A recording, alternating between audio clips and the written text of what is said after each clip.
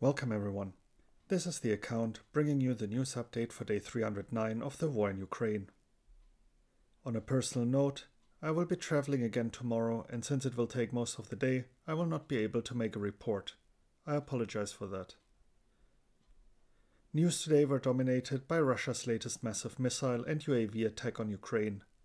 Naturally, we will go over these news first, before we do our usual news segment with the situation in Ukraine, the occupied territories and the international developments. First though, we will take a look at the flashpoints along the front. Svatove. The village of Pitkoichansk, marked with a 1, has been liberated, as well as at least the northern part of Kolomichicha. This information is based on a report by the Institute for the Study of War. The General Staff of Ukraine reported repelled attacks on Stelmakivka, marked with a 2, and Andriivka. Ukraine further reported a shelling in the area of Kovalivka for the first time since October, indicating an advance in the area. Kreminna. Not much information is published of the fighting around the city. According to Alexei Gromov, Deputy Chief of the Main Operational Directorate of the General Staff of the Armed Forces of Ukraine, Ukrainian forces managed to advance roughly 2.5 kilometers over the past week towards the city. Serhiy Haidai, head of the Luhansk Oblast Military Administration, reports heavy battles around Kreminna and that Russia continues to send reinforcements. Bakhmut. Heavy fighting continues north of Bakhmut. Russia claims small advances in Pithorodne, which, allegedly, are only 2 trenches. Bakhmut Mayor Oleksiy Reva said 90% of Bakhmut residents have been evacuated from the city. Some 8,700 civilians continue to live under constant Russian shelling.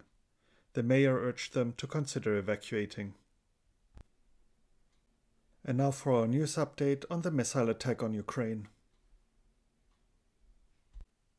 Russia launched another major missile and UAV attack on Ukraine, with strikes reported in 10 regions. Missiles and UAVs were launched from Volgodonsk, Rostov region, the northern part of the Caspian Sea, and the Black Sea. According to Valery Zaluzhny, the chief commander of Ukraine's armed forces, Ukrainian defenders managed to shoot down 54 out of 69 missiles Russia had fired. Vitaly Kim reported 5 missiles shot down over the Black Sea, while in Kyiv all 16 missiles were shot down. In Lviv Oblast, only 4 out of 6 missiles were shot down, with an electric substation being hit and damaged. Additionally, the General Staff of Ukraine reported in the morning update that 11 out of 13 Shaheds fired at Kharkiv were shot down. The Ukrainian Energy Minister Herman Halushchenko reported damage caused to the Ukrainian power grid due to Russia's attack. 40% of Kyiv residents are reportedly without electricity after the attack, Vitaly Klitschko, the Kyiv city mayor, reported. Andriy Zadovi, the Lviv mayor, reported 90% of the residents in Lviv were left without electricity. According to Ukrainian authorities, the attack killed 2 civilians and injured 7. A Ukrainian S-300 missile reportedly fell inside Belarus in the Ivanava district of Brest Oblast. The Belarusian Ministry of Foreign Affairs has summoned the ambassador of Ukraine to protest the incident.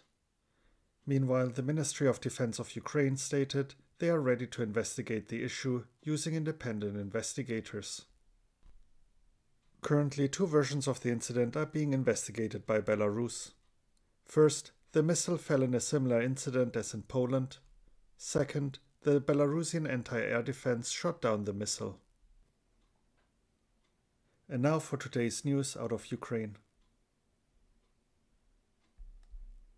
Kyrylo Budanov, the head of the Defense Intelligence of Ukraine, told the BBC in an interview that the fighting in Ukraine has reached a stalemate. Neither Ukraine nor Russia currently is able to achieve significant success. What Ukraine lacks the most to break the deadlock is additional resources. Moving on to the situation inside the occupied territories. A humanitarian disaster continues in Mariupol. While Russian officials claim there is no humanitarian disaster, life has just got a little worse. Thousands of residents queue for a plate of warm porridge and a loaf of bread. Meanwhile, in schools, collaborators teach children about their rights under Russian law. One photo shared is a vivid testimony of what children in the occupation lack the most: the right to food.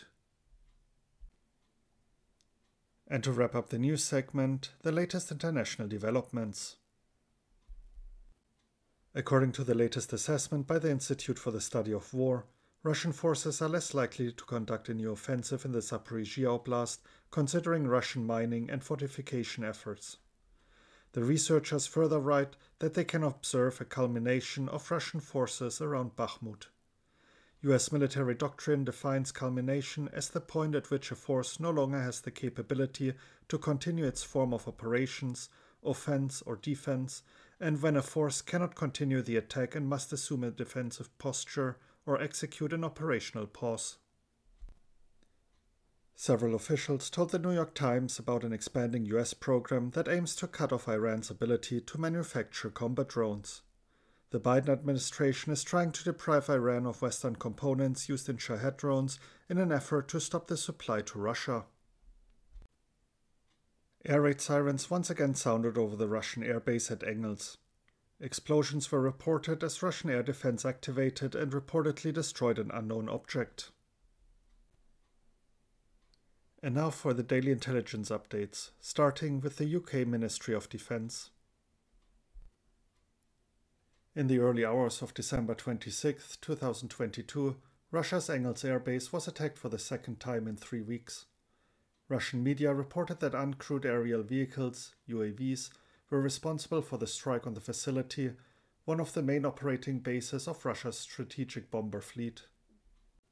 Russia has long given a very high priority to maintaining advanced ground-based air defenses, but it is increasingly clear that it is struggling to counter air threats deep inside Russia. One challenge for Russia is probably the exceptional demand on its fleet of modern medium-range air defense systems such as Sa-22 Pantsir, which would typically be expected to take a major role in countering UAVs.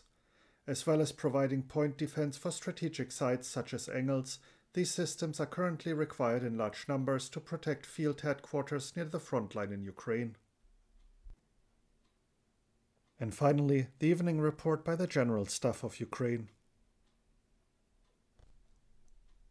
The enemy is concentrating its efforts on conducting offensive actions in the Bakhmut and Zaporizhia areas and is trying to improve its tactical position in the Liman and Avdiivka areas. In the Kupiansk and Novopavlivsk areas, the enemy conducts an active defense. In the Kherson direction, the enemy is regrouping troops to other directions, is being reinforced by units of territorial troops, and is conducting positional defense. In the morning, the Russian occupiers launched a massive missile attack on the territory of Ukraine. The enemy launched air and sea-based cruise missiles as well as anti-aircraft guided missiles of the S-300 anti-aircraft missile system at energy and civil infrastructure facilities in the eastern, central, western, and southern regions of Ukraine. According to confirmed data, 69 cruise missiles were used. Defense forces of Ukraine destroyed 54 of them. The enemy continues to use the network of civilian healthcare facilities in the temporarily occupied territory to treat wounded Russian servicemen and mercenaries of private military companies. Thus, in Bilovodsk Starobil district, Luhansk region, more than 100 wounded representatives of the Wagner PMC continue to be treated. In addition, in the city of Tokmak, about 120 wounded occupiers are being treated on the territory of the so-called military hospital.